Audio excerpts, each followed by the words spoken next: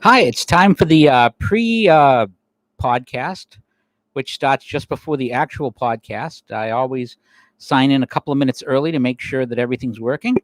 You'll notice that the background is different from last week. That's because I'm back in my bedroom. Because for one thing, it's cooler. I got the AC on and the door shut. And the second thing, I'm home alone today. My wife normally doesn't work on Fridays, but she's on today because she started a new job. So she's not here. My son's off working. And what I was going to do is I actually have the old laptop next to me with the busted screen. This is how badly the screen's busted, by the way, if you're wondering why I had to get the new one. And it was going to be a couple $100 to fix it. And I probably could have gotten the parts and tried to do it myself, but I shouldn't have done that. That's literally falling off now. That is not good. I think I may have just killed it, but I've got it connected up to the screen up top. And my plan was basically to use that second screen as a total background screen so that you could see stuff on the screen as I was putting it up and go that way. But I decided against that because I didn't like the angle. I didn't like any. Boy, I busted that really bad just now. It might not be usable, even projected anymore. But that's what I get for trying to play around with something that's already busted.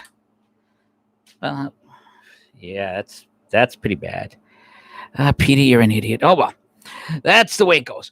But so today I decided I'm going to be in the bedroom, just do the podcast from here. It is a no frills podcast, and today it's a new computer, so hopefully you'll like the stream with this machine. And I was going to. It didn't hit me until about 20 minutes ago that all these stories were the same, and I ended up digging into the old blog. I've got a lot of links that I should probably start sharing now. I'm going to start throwing some links into the chat room before we officially start, and these are going to be links to things we're going to be talking about today. Because as I said, this is all one story as far as I'm concerned, and it did not hit me. All right, Juliet, I'm sorry you're only here for a half hour. Hopefully you can be here for. Hopefully you can. I'll get as much as I can for the first half hour. You can always watch the rest of it later. Just make sure you share it with your friends. But I'm putting some links into the chat room. Some are from the site. Oh, by the way, Juliet's substitute starts this week. So tomorrow. So hopefully you're going to like what he posts. We'll see tonight. Hopefully you'll like what he posts. And what hit me about all of these things that I'm putting in there is how it's all part of the same fight that we're doing. It's all one battle. And I'm going to have to explain what the battle is once we get started. Again, I'm putting in a bunch of links. And there's going to be some links to the old blog. And by the old blog, I mean the blog where my original posts are that I didn't move over when I went to the new host. I probably should move those over sooner or later, but I'm trying to save space. But now it's 3:00, so now instead of the prelim stuff that I always do, we are officially started. Thank you for stopping by for the Tech Guy off the radio. I am your host, Pete the Tech Guy. Half a door will travel. I don't have my scarf on today because it's a little warm. And by the way, if the video is not of the same quality or the audio not of the same quality, leave comments in chat or send something in Twitter because this is a brand new laptop. It's an HP that I bought this weekend. I want to thank the people who kicked into the tip jar, especially a fellow who basically paid for most of the laptop last week, which allowed me to have the new laptop here instead of playing with the older one, which if you were here for the pre-show, I've actually hit it the wrong way and it's starting to fall apart more. But we're here to talk about a lot of different things today. Oh, Hope, glad to hear it sounds good. Glad to see you here watching. So actually, I'll be looking at the camera more because even though I have the stories up on the big screen from the other computer, I've got the stories I'm going to read on this screen, so you'll be able to see them all. And I want to dive right into it, mostly because Juliet doesn't have a lot of time. And I want to start with the Goodyear story. and the Netflix story and kind of mesh the two together. The Goodyear story, for those of you who don't know, and I'm presuming if you're watching this podcast, you know this story. There was this diversity type class at Goodyear in Kansas. And they were talking about what's allowed and what's not allowed. And Black Lives Matter was allowed and transgender rights stuff was allowed. But Blue Lives Matter and MAGA stuff was not. The screenshot came out. Goodyear said, oh, well, this isn't part of a training session. This isn't anything. We're not doing it. And the president jumped on it and said, we should boycott Goodyear. Two can play at this game. And Goodyear immediately backtracked a little bit. And then some audio came out confirming that when they said this wasn't part of their training, it was BS. So their president came out with another statement. And again, they're trying to spin this. Stock is down 6%, which is not a good thing for Goodyear. If you go to the site, you'll see a very nice, it's not a very nice one. I kind of did it on the fly, but it's the only one I've seen. It's the picture of the Hindenburg disaster with the Goodyear blimp in it instead. I actually made that in an hour, just trying to cut and paste. I'll see if I can find the graphic, and I'll put it in. Actually, I'd have to upload it to put it in there. I can probably grab it off the site, but it's the Hindenburg disaster with the Goodyear. Here's the image. I'll copy the address and put it in chat so you can see it if you have not seen the image already. If you're old enough to know what the Hindenburg disaster is, you'll get it. But this has been very bad for Goodyear. And at the same time, a story came out about Netflix pushing a French film about a bunch of 11-year-olds twerking, and the promo for it was very sexual. In fact, it was so bad that my wife, who was not political, I was literally up here typing on something, and I could hear my wife on the phone with Netflix saying, this should be this we're going to cancel if this keeps up. We can't have stuff like this going on. This is terrible. And she went into chat with Netflix, and they, responded with a boilerplate chat, and she responded, so Netflix is, and this got an award at Sundance. And she goes, so Netflix is into pedophilia, and they cut the chat right away. And Netflix is trying to spin this as, oh, we're sorry the promo wasn't there, or we're trying to represent all these different cultural type of things. And as I thought about this, it occurred to me, as I said, that this is really the same story. And it's a story that's been going on for a very long time. I remember I had gotten a job at technical support back 20 years ago at CompUSA. I was doing tech support at CompUSA, and there was a HR session with the HR person, very nice lady, was saying about things that were offensive, have to watch out for these things, which I considered offensive and unacceptable. And I'm saying, well, what if I consider what you're telling me unacceptable and offensive? And she didn't know what to say, because apparently offensiveness goes in just one direction. And there's this third story, and I'm going to hook these together. And this story is from Stacy Lennox at Pajamas Media. But first, let me read you my story I wrote about Goodyear, because not only do we have a disaster for Goodyear, but the fight back is very important. And here's my story on the Goodyear thing. When I came home from work last night, I saw this post at Instapundit concerning Goodyear tires. A photo was seen circulating on social media showing a slide that was presented during a diversity training, showing what's acceptable and what isn't acceptable as part of Goodyear Tire and Rubber Company's zero tolerance policy. Now, remember, zero tolerance policies mean you do it, you're gone type of thing. Under acceptable, Black Lives Matter, lesbian, gay, bisexual, transgender pride. Unacceptable, Blue Lives Matter, All Lives Matter, Magna attire, political affiliated slogans and material. So Blue Lives Matter, lesbian, gay, and bisexual, transgender pride, they're not political at all somehow. But Blue Lives Matter is, All Lives Matter is, the idea that all lives matter is political is an amazing thing. The response from Goodyear was pablum, but the response from President Trump was a lot more direct. And his tweet was, don't buy Goodyear tires. They announced a ban on MAGA hats. Get your tires for less. This is what the radical left and Democrats do. Two can play the same game, and we have to stop playing it now. I mean, to say this is bad for the company is an understatement. This is not, and this is the thing that gets Goodyear. The problem that Goodyear has, everyone's saying, well, you're going to have lefties buying Goodyear tires. The thing about tires is this is a product that anyone with a car uses. I actually had to replace 2 tires, both my car and my wife's car, in the last month. Everybody uses tires, and it's used across the political spectrum.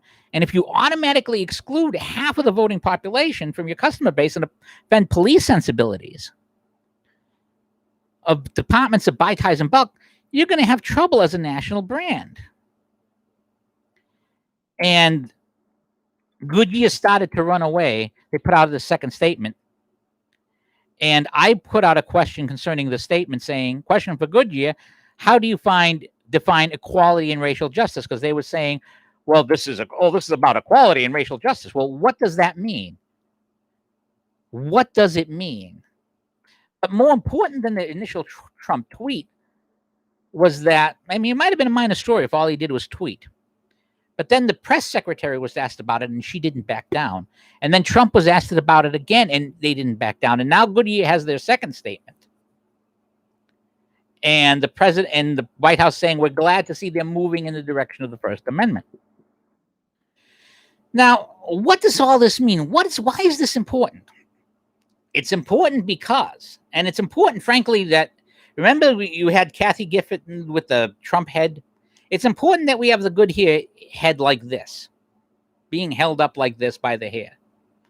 And the reason why this is important is that it means that the next time that the Black Lives Matter group or a consulting firm or an HR department full of woke leftists decide to tell a company to pony up and give in to retain their works and retrain their workforce instead of instantly giving up, now they're going to think. And now they're going to consider that they're one tweet away from slicing their customer base by tens of millions. And that's why, in my opinion, we can't spare Donald Trump because he fights. But more importantly for conservatives, even when he's out of office, he can do this. That ability remains. And now I want to touch on the third story that, in my opinion, all of these are connected. This is from Pajamas Media, Stacey Lennox. If your school district pulls what our Tennessee district did, know your rights.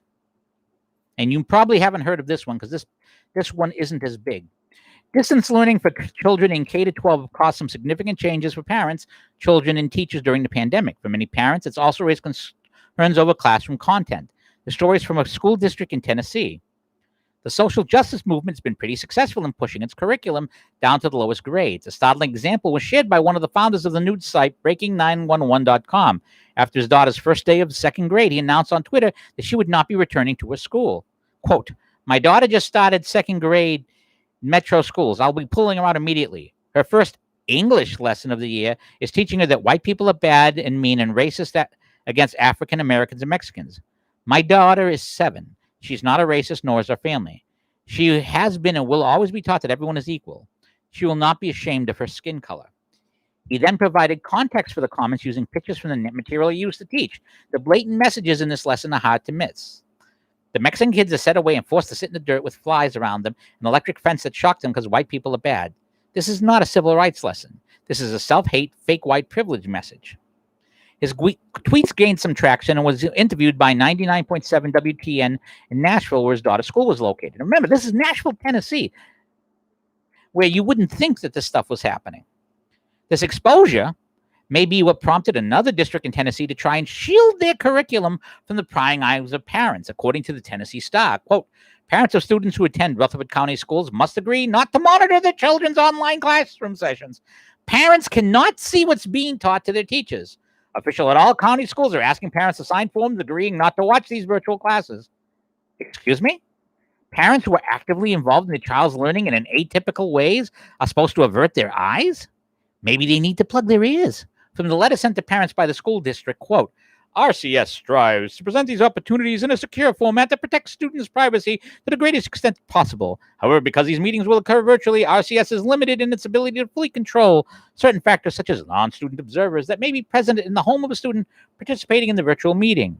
RCS strongly discourages non-student observation of an online meetings due to the potential of confidential information about a student being revealed."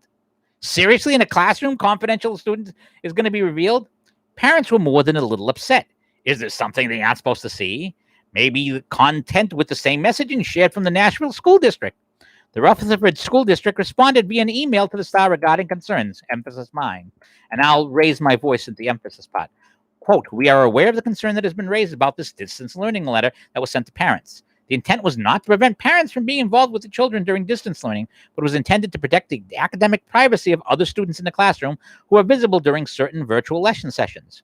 We have issued new guidelines to principals that parents can assist their children during virtual school lessons with permission of the instructor, but should refrain from sharing or recording any information about other students in the room. Somehow this seems evasive. As a parent who routinely observed my children's classrooms from preschool to sixth grade, both as a room mother and a parent advocate, this is insane. What academic privacy is the district talking about? It should be easy to keep the grades private. I can't imagine parents being overly interested in the performance of students other than their own. This type of debate is not just happening in Tennessee. A founding teacher at the Science Leadership Academy in Philly also took to Twitter to express concern about parent observation of virtual classes. He laments about parents, especially conservative parents, have been retweeted over 1,000 times before he locked his account. Retweeting means other people were sharing his concerns with their followers. Matthew K. put this up for other teachers to respond to. Quote, so this fall, virtual class discussions will have many potential spectators, parents, siblings, etc. in the same room. We never are quite sure who's overhearing this discourse. What does this do for our equality inclusion work? Now remember, why do we send kids to schools? We send kids to schools to learn to read, to write, and to function. We don't send them to be indoctrinated. If you need clarity of what equality and inclusion work means, you can see the pictures in the previous tweets. Matthew concluded his thread with, quote, while conversations about race are in my wheelhouse and remain a concern in this no-walls environment, I am most intrigued by the damage that the helicopter snowplow parents can do in an honest conversation about gender sexuality. And while conservative parents are my chief concern, I know that the damage can come from the left too. If we are engaged in the messy word of destabilizing a kid's racism or homophobia or transphobia, how much do we want their classmates' parents piling on? In other words, it's not our job to teach students actual subjects that are important. It's our job to teach them the left agenda.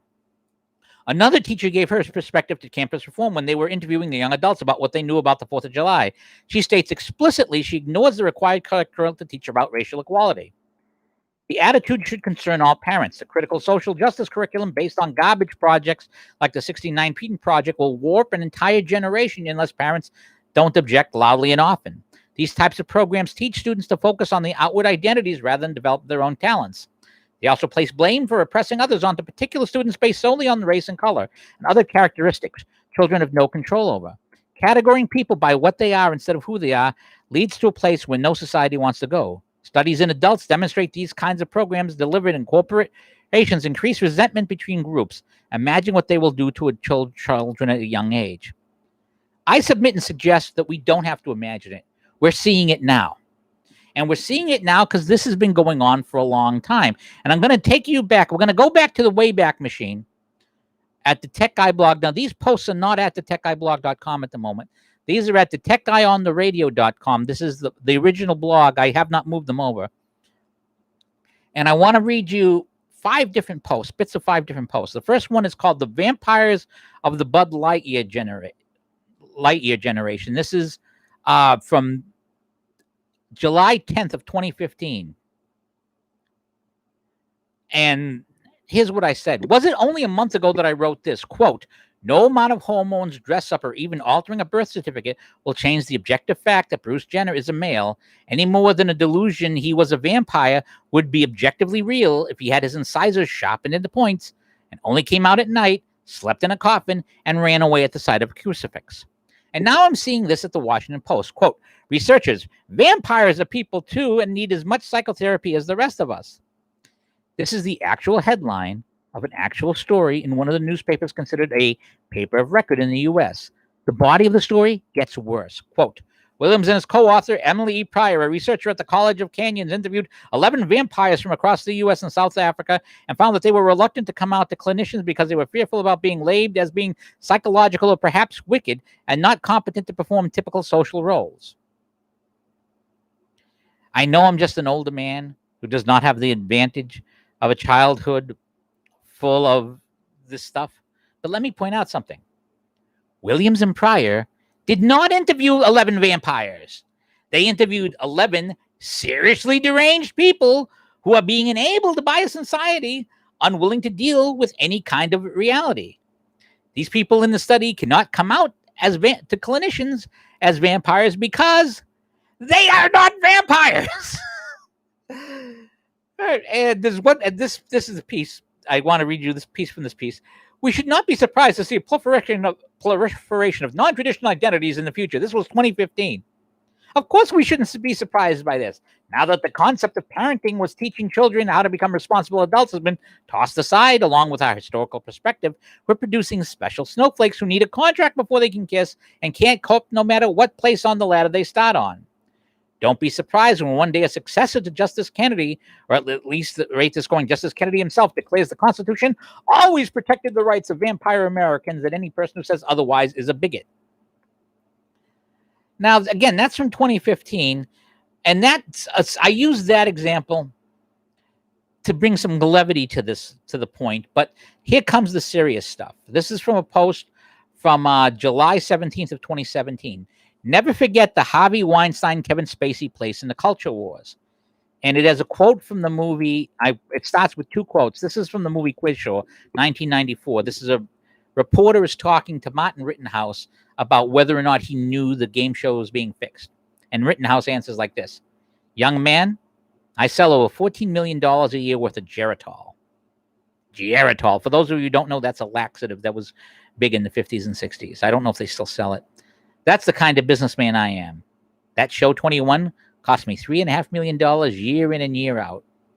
Sales went up 50% when Van Dorn was on. 50%. So the very idea that I was unaware of every detail or any aspect of that show's operation, well, frankly, that's very insulting. And this is from Andrea Dworkin, from a book called Woman Hating in 1974. I'm going to put the link to this here. The incest taboo can only be destroyed by destroying the nuclear family as the primary institution of the culture. The nuclear family is the school of values in a sexist, sexually repressed society.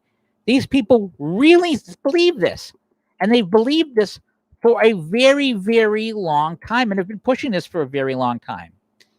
And here's the bit from the piece. As the Harvey Weinstein, Kevin Spacey, Al Franken business continues to unfold, I think it's important to note the real significance of all that's come out here. For the last 40 years, Hollywood has had a cultural agenda.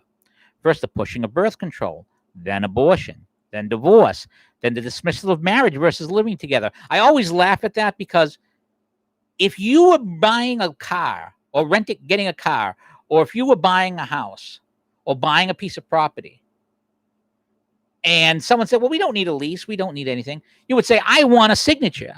I want my rights in writing. Marriage, which is supposed to be a commitment for life, is just a piece of paper. But buying a car, you need a signature. I always say this to people who when they say, well, marriage, it's outdated. You don't need, it's just a piece of paper. All right. Then sell me your car without anything in writing. Ask people that, say that, and they'll realize, and the idiocy of that whole argument is highlighted. And intermingled with this, back to the article, was a constant, regular attack on Christianity, particularly the Catholic Church, which Pope Francis' statements notwithstanding, still opposes all these things. Said attacks are reaching the point when the church's sex scandal, which was primarily a scandal of gay pedophilia, had nothing to do with homosexuality, which is the argument. Got that? Kids, quote, sex with kids is an orientation. Totally different from straight guys, or why it's particularly a third gender. This, oddly enough, doesn't tend to persuade, because the logical follow-up is, how dare people discriminate against individuals, clerical or otherwise, based on their orientation of wanting to have sex with kids? This argument, while being advanced slowly in academia, hasn't caught fire with the general public, who, despite the best efforts of certain filmmakers, somehow don't cotton to the idea of children as sex objects. Or to put more simply, for the last 4 years, decades, Hollywood and the TV industry have done their level best to turn their sexual and cultural peccadillos into the norm.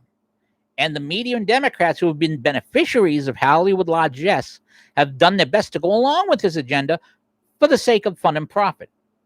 And more importantly, silence has kept because they supported these changes. Quote, this is Matt Walsh from October 30th, 2017. A lot of people saying they knew Spacey was a pedophile for years and said nothing. What's wrong with all of you? Speak up, you cowards. What's even more amazing, as I noted before, is how quickly forget how during the Obama years the chance to expose this stuff came up and it was quashed.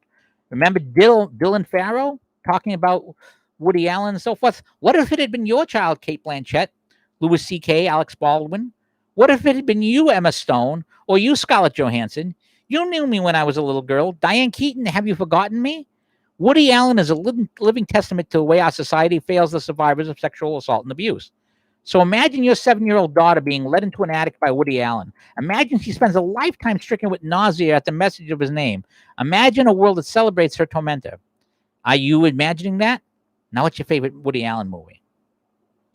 Alas, at the same time, Obama was in the White House. Hillary Clinton was going to be president.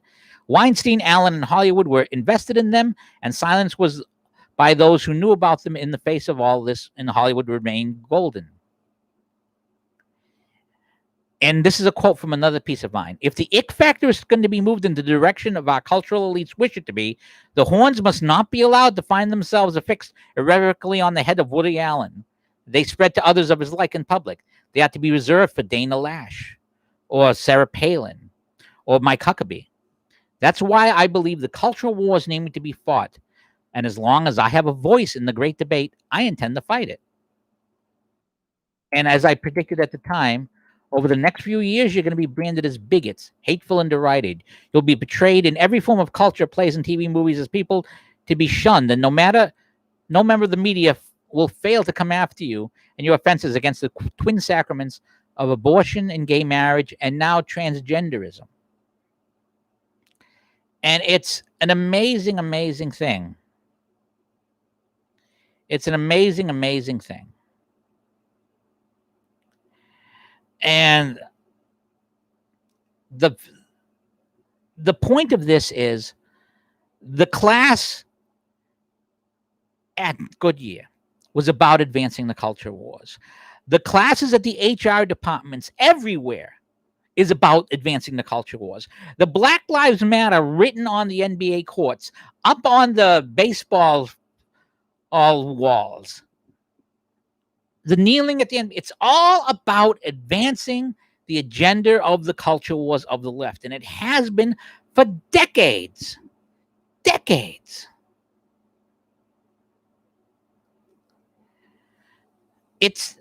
That's how it is. Popular culture, as I said in one of my other posts, shapes the ick factor. Back in the 30s and all the way into the 60s, movies and TVs, it was black hats and white hats.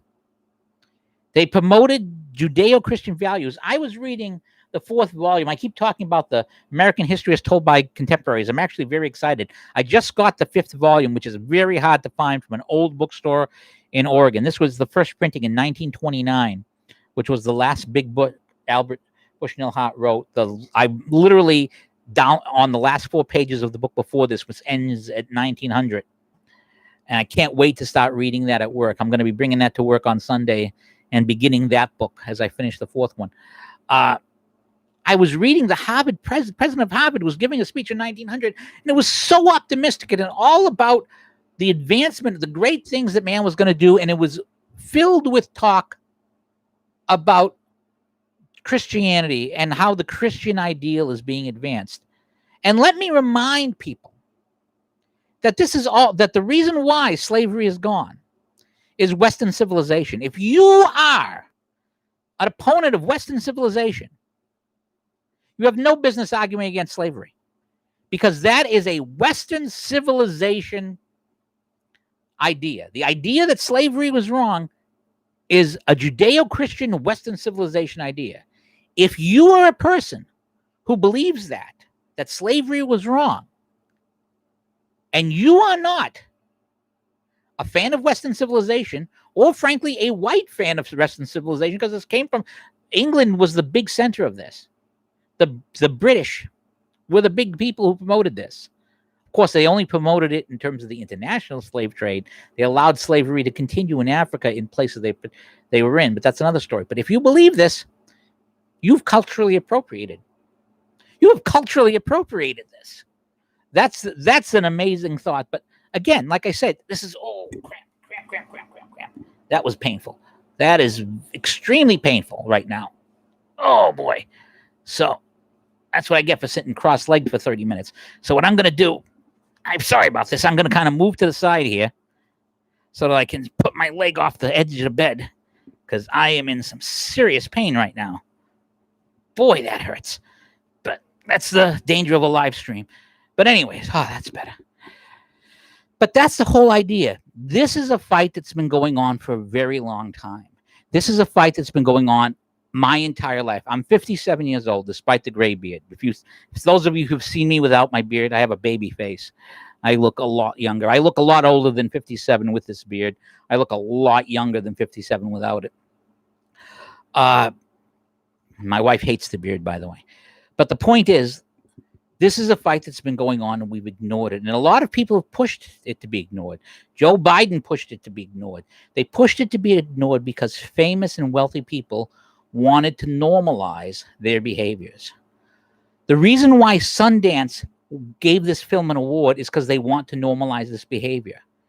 And it gets worse. And let me point out something else. Remember that study where they were going to try and study the effects of pornography on kids today? And they couldn't do the study because so many people, they couldn't find kids who had not seen pornography. I wrote a piece a while back about pornography on the same subject. This is back in 2014, called Woody Allen to the Porn Industry. Faster, please. And I pointed out, and I want to read you a little bit from this. Any smart advertiser will tell you the secret of establishing a brand loyalty starts at an early age. For example, the Radio Shack ad at the Super Bowl, again, this was 2014, is effective because it brought a bunch of faces that people remembered that they enjoyed from their youth. You want to animate a person, bring them thoughts from their youth and watch them light up. As the years go by, the familiar label of particular taste will trigger a pocketbook even more than quality. The fact that humans are creatures of habit builds on this. In fact, I'll give you an example of this. I went to the supermarket today, and I was walking by the meat counter because the butcher shop near my house closed down after the butcher died in February. And they had 7-bone steaks. Now, 7-bone steaks are the cheapest steaks you can buy in terms of quality. But my mother, who was always one, she wanted to be able to give us meat, but she didn't have a lot of discretionary spending, would always buy 7-bone steaks. And I remember having those as a kid, and I loved them. I didn't know, I'd never had it. I had never had a ribeye as a kid, or a sirloin strip, or any of that stuff. All I knew is that it was steak, and I liked it. So whenever I see the 7-bone steaks, bottom of the line steaks, I get nostalgic, and I sometimes, even once I had to buy one, and I tasted it, and it's like, boy, this is tough, but I loved it because it reminded me of my mom making, throwing it in a frying pan with peppers and onions and making steak for us. It was a special memory. But back to the article. Bottom line, if you want to get a generation to like, want, or accept something you want them to, get them thinking about it at an early age, and you got them for life. The same is true with cultural changes, creating heroes and villains. Change comes slow. You want to move the ball in the culture, get the idea in the kids' heads when they're young, get them when they're young, and you've got them. That's what all of this is about. And I had written a piece about Tammy Aaron, who had played Pippi Longstocking. And at age 40, she decided to rebrand herself as a sex star. And if you go at a Twitter feed, or I didn't go into it today because I haven't thought about this in years. I'd written about it at the time, saying there are already plenty of younger, more voluptuous women ready and willing to carry themselves more provocatively than Ms. Aaron. It won't take long for the novelty to fade, and then the stray lesbian kiss, topless, short, or swing around a pole won't be enough to retain the interest of and the monies of, and I mentioned some of the comment names of people who were commenting on it. That's the point where she's going to have to go out a bit farther until the search for Tammy Aaron will turn up results on a niche category of older women doing X, Y, and Z on porn sites around the world. And at the time I wrote this piece, I wrote about how in the pornography industry, in 2007, 2008, first they had this thing, I talked about a particular porn star named Madeleine St. Michael. She's 60-something now. She started very late. She had been a regular actress. And how In 27, 28, to 2011, she was doing all of these films concerning older women and younger women.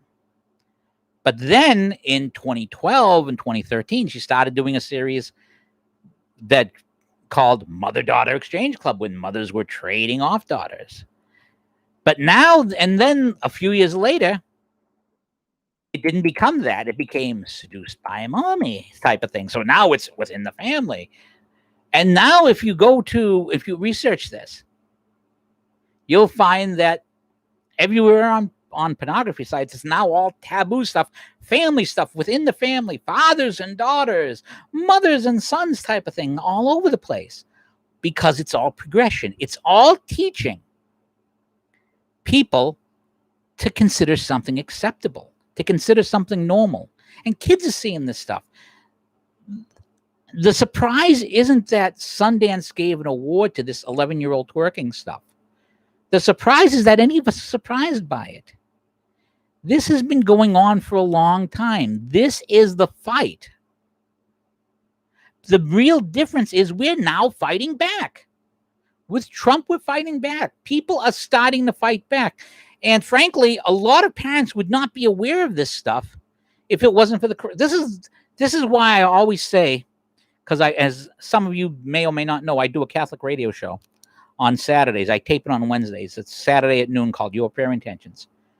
God makes lemonade out of lemons all the time, and he often uses the most unlikely suspects. The coronavirus is an unlikely suspect for good things to happen. But now we see manufacture of pharmaceuticals being done in the U.S. again, or U.S. territories like Puerto Rico. We now see parents being made aware of these things in the classroom. We now see this stuff because of the fact that these things are being done virtually. We now are finding out these things. We are now in a position to fight back. Light is being shown on things. That's why the Goodyear story and the Netflix story are the same story. It's all about the left advancing a cultural meme. And it's a question of, are we going to let it happen? Are we going to ignore it because we're too busy with our regular lives? Or are we going to fight back? Because otherwise, the generation's lost. This is why the Trump election is so important. This is what the fact that we're fighting back, the fact that we have a chance to say to this is wrong. We will not allow it to stand. This isn't a new fight. This is part of the same fight we've been making. And yeah, it's a pain in the neck to do the fight. The same way it's a pain in the neck to take out the trash. The same way it's a pain in the neck to mow the lawn. But the norm is not goodness. The norm is chaos. It literally took thousands of years for us to reach I should say hundreds of years, for us to reach the point from the understanding that all men are created in God, are loved by God equally, to slavery was wrong. It was a natural progression. It took years for us to reach the point where we produced energy the way we did, or we raised families the way we did. All of these things came from the trial and error of civilizations. And we have a generation that's been told that our elders knew nothing. Our elders knew more than us because they had to deal with more. If you read history, you will know this. And some of us do and know this. Again, I have the advantage. All my grandparents were born in the 1800s. I've been taught differently than many people that are around today. This is the fight, and Trump seems to understand it. And he's fighting back. And you have to be willing to fight back. Because if you don't fight back, it's going to be bad for your children and worse for your grandchildren. And you have to be willing to take the hit. You're going to if you fight, you're going to take the hit. It's like my priest will tell me. The devil wants you to believe that the best way to get rid of him is to submit. That only gives him what he wants. As it says in the Screw Tape letters, the easiest way to hell is the gentle slope. That cards are better than murder if cards will do the trick, because there's less signposts. That's the thing that's going on. That's why Goodyear and Netflix and the school stuff are all the same fight. That's why we have to be willing to fight it. Well, now I want to pivot to the Steve Bannon story. And I got to laugh a little bit at the Steve Bannon story. I don't know. Again, full disclosure, I know Steve Bannon. Steve has said some very nice things about me over the years. I remember once at CPAC, he was telling me that a friend had talked to him about my radio show. The reason why this podcast is called DaTechGuy Off the Radio is because my radio show was called DaTechGuy On the Radio, for those of you who don't know. And Steve used to said that there were people saying that the most sensible thing they've heard, the most sensible person they'd heard on the radio was me, and I was very flattered. Bannon, I would cover him at CPAC. I would cover his uninvited panels and so forth. And he always had nice things to say about me. So Steve and I were not like close. I had his email after Trump won. You know, I never heard back from him again because like there wasn't time for me because I'm a small fish. I'm probably a D-list blogger when it comes down to it right now. Well, what's important about the Bannon thing isn't the story itself. Although I do want to point out something about the story. One of the most common things you will see, and your email is probably filled with requests like this. Oh, have to give to this, have to give to this, have to help out. One of the bad things about being a member of Congress is that you're basically shuttled into a room calling donors, begging for money. You become a telephone solicitor that people don't hang up on because you're a member of Congress. Is what really what it comes down to. In fact, I was reading and I was telling you about that book in the 4th volume of that American History Told by Contemporaries. Teddy Roosevelt talks about the different people who were controlled in the New York legislature around 1887 or 1897 or so. 1887, I think it was. And he's talking about how some are owned, or how they shake down people for money. And a lot of these nonprofits exist just a way of getting money. I'll never forget somebody who had been impressed with what I was doing. No, I was, a blogger with not a lot of money, wanted to help me out. They asked me, "Do you have a nonprofit that my foundation can contribute to?" And I didn't. And what they ended up doing is they gave some money to the Catholic radio station I did with the stipulation that a large percentage of it went to me. So for the only time I was paid for the work I was doing at the radio station, because I'd been doing it all as to promote the blog and so forth. That's basically what I'm Catholic. I would do this stuff anyways, but it's ostensibly it's promoting the blog. But the point is that it was thought as a given that people would have a nonprofit so that someone could contribute to the nonprofit and pocket the money. And this type of thing is so common among the left, among the right. I mean, what do you think the Lincoln Project is? The Lincoln Project is just a bunch of grifters looking for a different way to grift. Trump isn't hiring these guys because he expected results. Remember the line from Ghostbusters? You've only worked in academia. I've worked in the private sector. They expect results. Trump expected results. These guys don't deliver them. Didn't hire him, no money. So Lincoln Project, liberals, give me money. So they use as useful idiots. And that's what happens with a lot of these people. Give me money. Now, I don't know if that's been the case here. And let me give you a little piece from something at National Review from Andrew McCarthy.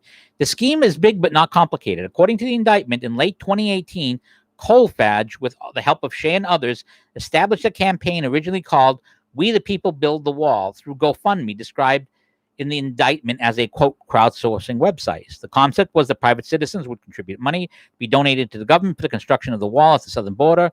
The campaign was instantly successful as a fundraising vehicle, quickly racking up $17 million in commitments and ultimately $25 million. The money to be released, GoFundMe required an entity to which it could be transferred, as well as assurances that the funds would be dedicated to the stated purpose of the campaign. To help him, Colfage brought in Bannon Baldonado, describing the indictment as an entrepreneur and a venture capitalist, though less flattering descriptions evidently abound.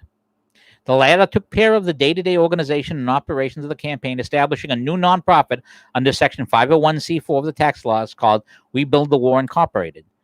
And basically, you're moving the money around that way, and then the money goes to various people. And now, by the way, full disclosure, just so everyone it's clear, if you hit my tip jar, the money goes to pay for things like the new laptop I'm doing this podcast on, paying my writers, paying my hosting fees, and anything left over pays my bills around the house. It's my owner's draw. That's my big profit. So yeah, if you give me money, I'll be getting money. I'm not a nonprofit. I don't claim to be a nonprofit. I don't mess with the books. My mother always taught me the first rule: always pay the government first, because they're the ones who can sue you and take. They can take first and then sue. If you're disputing with someone, they have to sue you before they can take. The government, it's the other way around. But no, you don't play games with that stuff. But I mean, everything's above board here, which is the big thing. But the point of this, the importance of the story isn't so much this operation, whether the charges are true or false, because if anybody who knows about how this stuff works, this type of thing is so common that it's almost ridiculous to even it's a ho hum type of thing. But what's important is a line at the end of that Andrew McCarthy piece that was echoed by Don Schuber and was echoed by me actually the day before. And I'm going to read you the line first from the Don Schuber, from his daily roundup. And if you're not reading Don Schuber every day, you should. Quote, Obama blocked the prosecution of Felonia Von Pantsuit. Under President Trump, everyone is equal in the eyes of the law. And here's that big line from Andrew McCarthy's piece. This is very, very important. Final thought. When he initially and futilely fought for his removal as U.S. Attorney for the Southern District of New York, Geoffrey Berman suggested that his continuing presence was necessary to protect the office's ongoing investigations, including some that might affect allies and associates of President Trump. Attorney General Bill Barr countered this was nonsense, and that the office's investigations would continue undisturbed under the capable supervision of Andrew Strauss, the acting U.S. Attorney who was Berman's deputy. Obviously, the investigation of the president's former aide, who, the falling out notwithstanding, has continued to promote the president's policies as a political ally, continued full speed ahead. And I want you to think about that for a second. Steve Bannon was one of the campaign managers for Trump at the end of the campaign that won. He was White House chief of staff for a while. He has unrelentingly supported the re-election of Donald Trump. Right now, we are in August. We are less than 3 months away from an election. I didn't even notice I had unplugged my laptop accidentally. Good thing everything didn't die on me. Luckily, this thing had plenty of battery. 3 months before an election, and the Justice Department under Bill Barr has indicted very publicly a person who's been promoting the re-election of Donald Trump. Now, they could have easily waited till after the election. He would have. I mean, if they've got the evidence, that nothing would have stopped them from waiting until mid-November. They indicted him now. Can you imagine a Barack Obama ally? We were talking about Harvey Weinstein earlier. Could you imagine Harvey Weinstein being exposed and being indicted on a federal warrant, or Jeffrey Epstein, who was a big friend of the Clintons? Could you imagine that happening in August of 2012 before Barack Obama's re-election campaign? Could you imagine a Bush ally being indicted that way in August of 2004? Can you imagine an ally of Bill Clinton helping in his helping in his re-election, getting indicted like that in August of 1996? Or another Bush ally being a George Bush Sr., one of his people being indicted in August of 1992, or a Reagan ally in 84, or a Carter ally in 80, and you get the picture. It is unprecedented. It is unheard of for an ally of the president, even one that he's had a falling out with, on the eve of a campaign where that ally is promoting the re-election of that president, to be indicted by that president's Justice Department. It doesn't happen. It does not happen. Yet it happened. It happened. What does that tell you about justice under Donald Trump versus justice under Hillary Clinton or anyone else? That tells you that this is the real thing. Now, it helps that you have an attorney general who was attorney general back in 92, back in the days when an attorney general and a lawyer was taught how the law is supposed to actually work. He's not a lawyer who was taught by this generation. It helps a lot. I'm telling you right now, this is huge. And people do not appreciate how huge this is. People do not appreciate how unprecedented this is. And people do not appreciate how good it should make them feel about it. Now, Bannon is fighting this. He's pleaded not guilty. And he's bluntly said, I will fight this political hit job. And that's perfectly all right. Again, I know Steve Bannon. I've always liked him. And it could be this is a political hit job. I don't know. I haven't read all the stuff. Steve will have his day in court. And I don't doubt that he'll get justice one way or the other.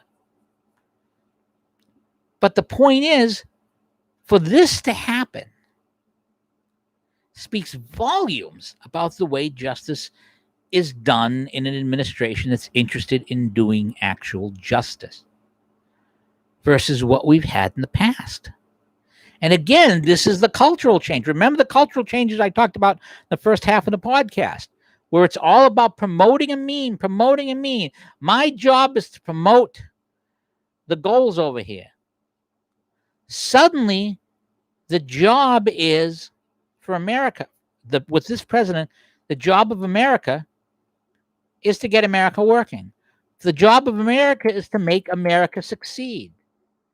The job of America, an American president, is the success of America, not the success of a donor, not the success of a meme, not the success of a cultural thing that I may want. It's amazing. It's amazing. And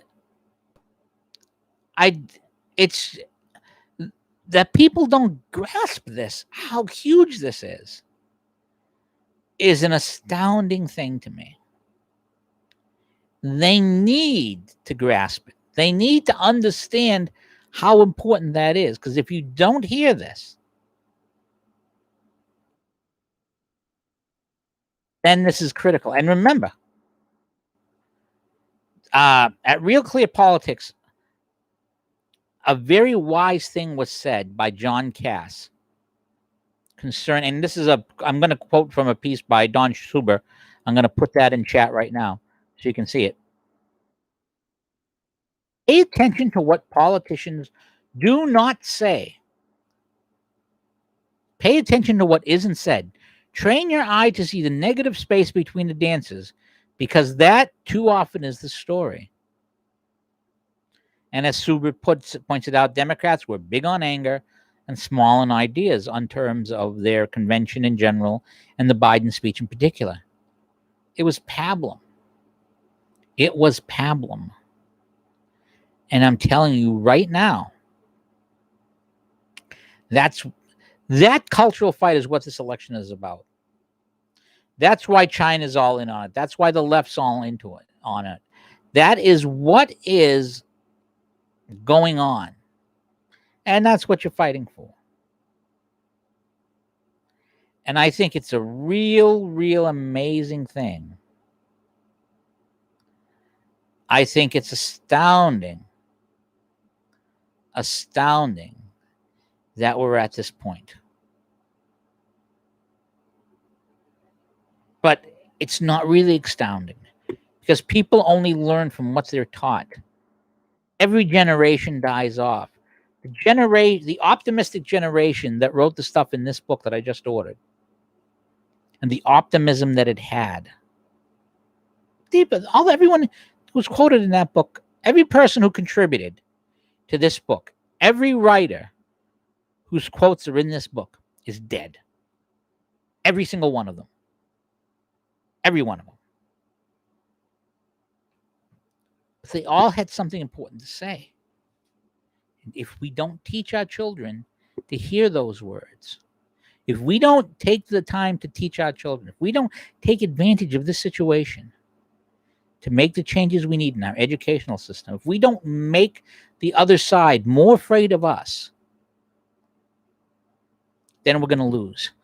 And I'm going to close this with something from Ulysses S. Grant. The left has been tearing down Confederate statues. They went after Grant's statue, who was the Union general, and it was during the Battle of the Wilderness when Grant got beat up pretty bad. And people were talking about, one flank was in the air, things were bad. They're talking about how Lee was going to do this and that. And Grant finally exploded saying, I'm sick and tired of hearing what Bobby Lee's going to do. You think that Bobby Lee's going to do a half somersault and end up in our rear. Don't talk about what Lee is going to do to you. Think about what you're going to do to him. And this is part of the equation that made Grant a great general. He was a lousy president, but he was a great general. And Grant talked about his first battle once and about how he was so afraid that he was getting near the cusp of the hill, the first battle that he was leading in the Civil War. And he noticed that the enemy had fled when they got there. And that it occurred to me at that time that they were just as afraid of me as I had been of them. This had not occurred to me before, but it never left my mind since. Donald Trump is fighting back. He wants them. He's less afraid of what they're going to do to him. He's thinking about what he's going to do to the left. We need to think the same if we're going to win. Well, that's all the time I have this week. I hope you liked the podcast. If you liked it, give it a up arrow. We got quite a few up arrows today, and I appreciate it. If you really like it, share it with your friends. Maybe share it with an enemy. Maybe they'll become friends. And if you don't already subscribe to the podcast. If you like it a lot, hit the tip jar, because again, this is here. So I started this podcast up again for two things: more hits on the website and 180 more a month in the tip jar. You help me do those things, I really appreciate it. Well, that's all the time I have. Thank you so much for joining me, and we'll see you again next week, 3 p.m. Eastern time here on Friday for the Tech Guy Off the Radio. For now, this is Pete the Tech Guy saying goodbye, and God bless you all.